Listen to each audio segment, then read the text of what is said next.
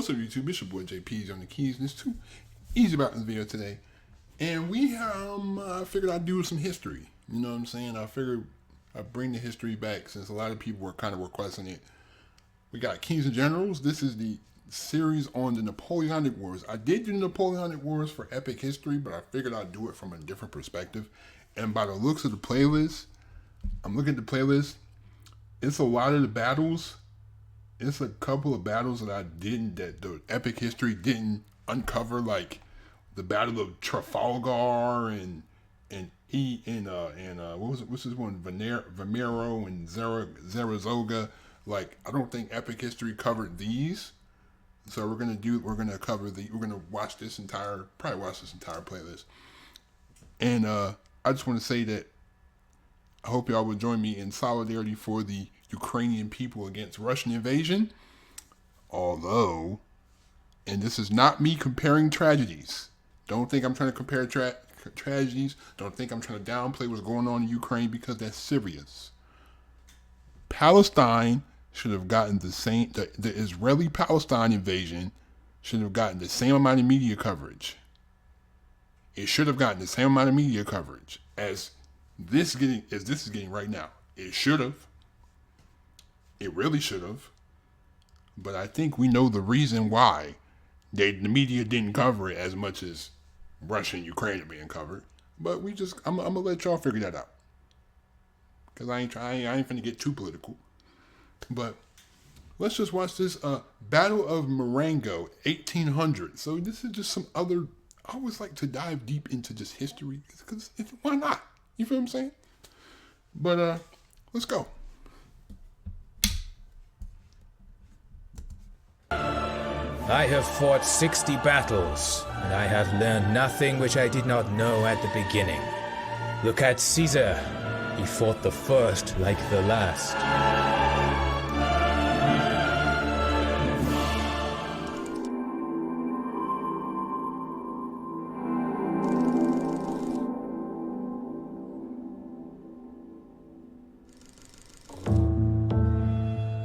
Violent changes in the course of human history always bring the most talented military leaders to the forefront, and the French Revolution of 1789 was no different.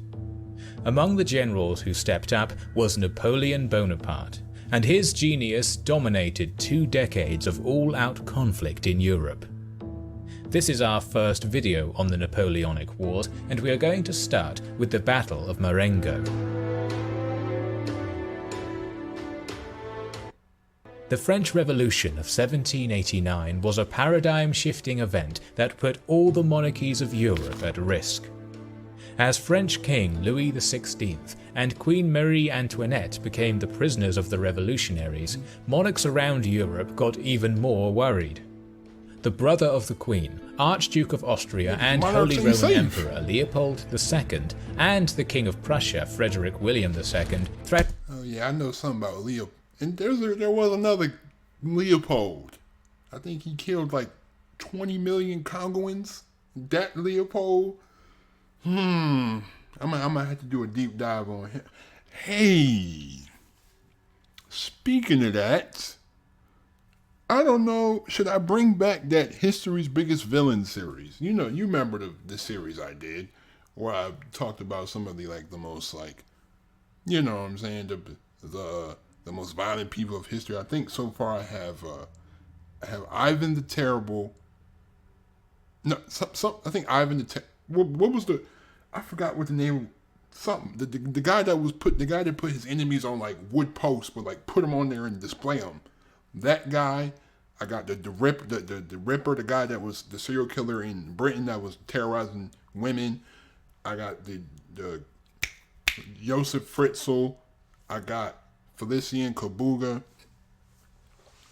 So I thought about another dude. His name is Joseph. He was the leader of the human experimentation during Nazi Germany. I was going to do one on him, and I was also going to do one on Leopold. So let me know if you want me to do a History's Biggest Villains, because I don't know. I kind of wanted to. I still want to do original content. You feel what I'm saying? My own from my head type stuff. But I digress. threatened France with war if anything happened to Louis and Marie Antoinette. The new French government did not take it well and declared war on Austria in 1792.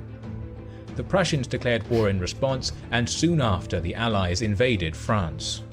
Despite the fact that the revolution had weakened their army, the French managed to stop the invaders near Valmy and even took some lands in Germany and Italy. Didn't World War I begin in Austria anyway? Austria had been the culprit of some very big conflicts.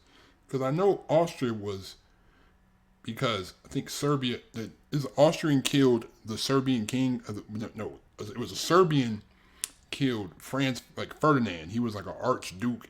He was like a really high prominent person in like the Austrian government. And then Austria's been at the center of some very big conflicts in world history. Let's be honest. The French king and queen were executed the very next year, and Spain, Naples, the Netherlands, Britain and Portugal joined Austria and Prussia to form what would later be known as the First Coalition. Still, in 1793 and 94, France, which was a republic now, was able to win multiple battles on all fronts and even take control of modern-day Belgium. In 1795, the French invaded the Low Countries, established the puppet Batavian Republic, and agreed a separate peace with Prussia. The coalition attempted to overthrow the Republic by supporting dissent in Paris, but the military garrison led by young Napoleon Bonaparte stopped the insurgency and helped install a new government rectory. France was now on the offensive. They invaded Germany and Italy, and although the German campaign ended in defeat, in Italy the newly promoted Bonaparte won against Austrian and Sardinian armies, forcing the latter to sign a treaty and taking control of northern Italy. Austria had to sue for peace and ceded Belgium, the Rhineland and northern Italy to France. That was the end of the War of the First Coalition, and Napoleon returned to Paris as a hero. Only Britain stayed at war, and Napoleon started a new campaign against them in Egypt in 1798. He managed to take control of Malta and Egypt itself, but was stopped by the united Ottoman and British forces. When his navy was defeated near Abukir, Napoleon lost the initiative. Back in Europe, Britain convinced Austria, Russia and Naples to form the Second Coalition.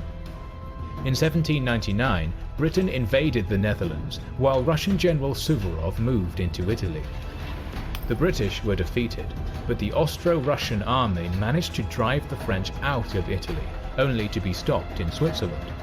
Suvorov was pushed out of Italy. The overall situation for France left much to be desired, as the army was in bad shape and the Directory lacked will and authority. Napoleon, when informed of the situation, abandoned his army in Egypt and returned to France in October. Soon, he led a successful military coup. He said, F y'all boys in Egypt, I'm going to serve my home country. That's some real stuff.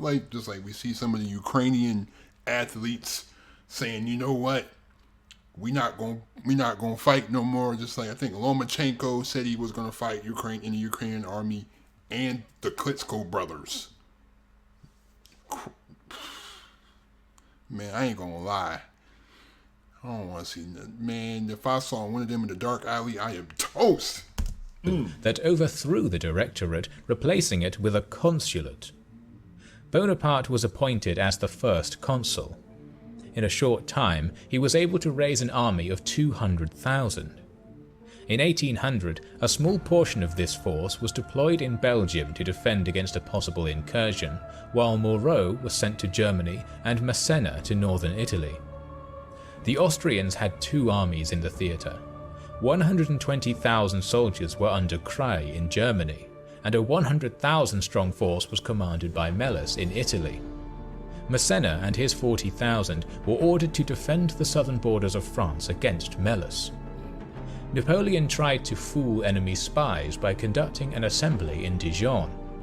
He deliberately started training the oldest and youngest recruits there.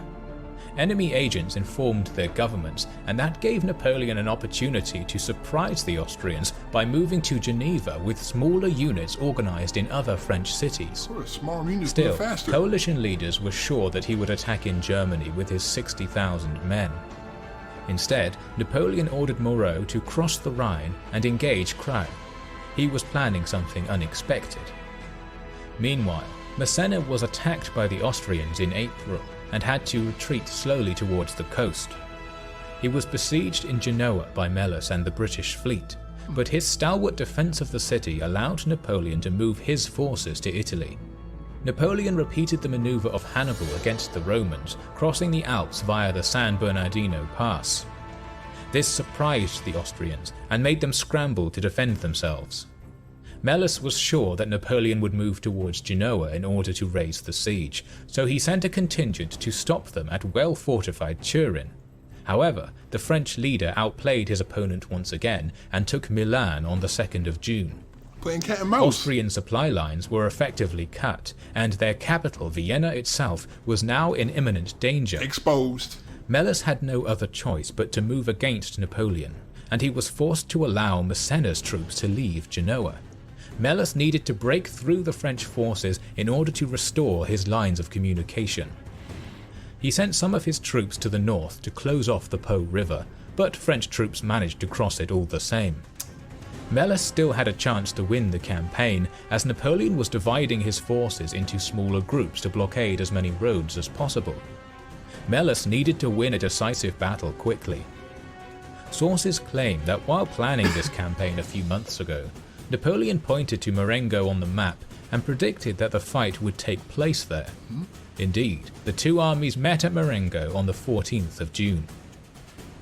Melas had more than 23,000 infantrymen, 8,000 cavalry, and 100 cannons. I love these animations. While Napoleon commanded only 23,000 infantrymen and 20 cannons, as more than half of his army was blocking passages elsewhere. As we've seen with epic history, how many times has Napoleon came into a battle, like, severely outmanned and outgunned, and somehow found a way to win? Like, I remember, it was so many battles where Napoleon was outnumbered 3-1. Napoleon was outnumbered 2-1. Napoleon only had 15,000 troops, and the enemy had 97,000, and somehow he found a way to make them retreat. Man... The Austrian army started crossing the Bormida River at 8 o'clock. Seemingly, Napoleon did not expect Melas to be here with his full force. The initial Austrian attack was concentrated against the division of French General Perrin, but despite outnumbering the enemy, the Austrians had a hard time breaking through due to the terrain and enemy resistance. Melas was able to move more troops to the beachhead and now attacked Perrin both head-on and from the flanks. Encirclement! By 10 o'clock, the French division was outflanked from the right side, but soon a second French division under General Lannes was nearby and was able to push the enemy back. However, Melas now had more troops across the river, and so tried to encircle them out Lannes. as far as they can. Napoleon realized that he was fighting the main Austrian force, and sent messengers to Generals Desaix and Boudet, who commanded the only units in reinforcement range. Melas was joined by General Ott, who was now threatening the French right flank. Lannes and Perrin started a slow retreat, supported by the newly arrived cavalry of Kellermann and Champeaux. French lines were on the brink when Napoleon arrived with his consular guard. This guard had a limited number of troops, but Napoleon used them to fill the gaps. Despite that, the French army was still under devastating artillery fire and was constantly harassed as it withdrew. To this day, historians are in awe of the fact that Napoleon and his officers were able to retreat in good order. The Austrian army was the only one left standing in the field. General Melas transferred command to General Zach and returned to his camp to send the news to Vienna. Unfortunately for the Austrians, their reconnaissance failed them. Zach allowed his troops some respite, planning to pursue Napoleon later, but during the wait, Desaix and Boudet arrived with 6,000 soldiers. The French reformed their lines, and when Zach finally resumed the pursuit, he was met by cannon and canister shots. Desaix led his... Yo, they spun back. They spun the block. Yo, he spun the block. That's so crazy. Yo, that's crazy. He's like, yeah, we thought we got him, and then here he come back with a whole. He spun the block. He came back. That's crazy. He came back. You thought it was safe? I'm coming back with more. Division forward and died during the assault, but his troops still continued on. Along with the division of Boudet, they broke through the first line of the Austrian army. They were now facing fresh troops of Zach, and the battle hung in the balance. However, at this point, Napoleon proved his genius yet again, and sent his remaining cavalry under Kellerman to attack the Austrian left. This attack proved decisive, as Zach was captured, and the leaderless Austrian army had no more will to resist. They thought they won! They returned to the positions held in the morning. They thought they won! That was the end of the Battle of Marengo. Yo! The French took Italy back, and as Moreau defeated the Austrians at Hohenlinden, Vienna was under threat, and the Austrians had to sue for peace. Britain continued fighting, but in 1802 finally signed a peace treaty favourable for the French.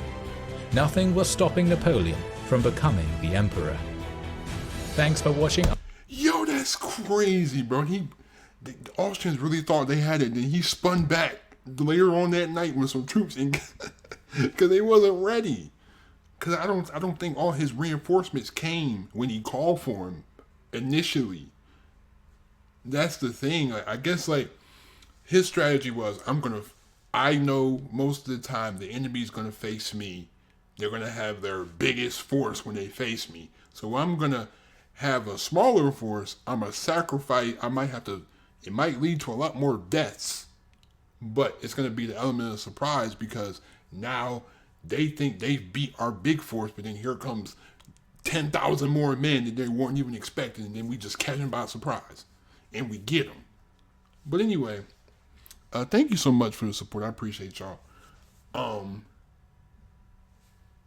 I'm probably, by the time this video was up, I probably would have already put up a community post about which history's biggest villains, like what person you want me to do one on. I'm gonna have 4 people. I'm thinking of 3 right now. I just thought of Saddam Hussein as one of them. So right now, I got Joseph. I forgot what his name was, but he led the human experimental trials during the Holocaust, like when they were experimenting on humans. It was him, King Leopold, Saddam Hussein, and there will be a 4th person. I don't know who it is, but go ahead and vote on the community post. And there should be. And I wonder if I can link the playlist underneath in the description, so you can watch the playlist of my episodes. But thank you again for the video. Thank you again for watching. I appreciate y'all so much. Don't forget to turn on my post notifications. Hit that subscribe button if you're new to the channel. Please be safe. Have a great day. Stay on the grind. I'm out. Peace.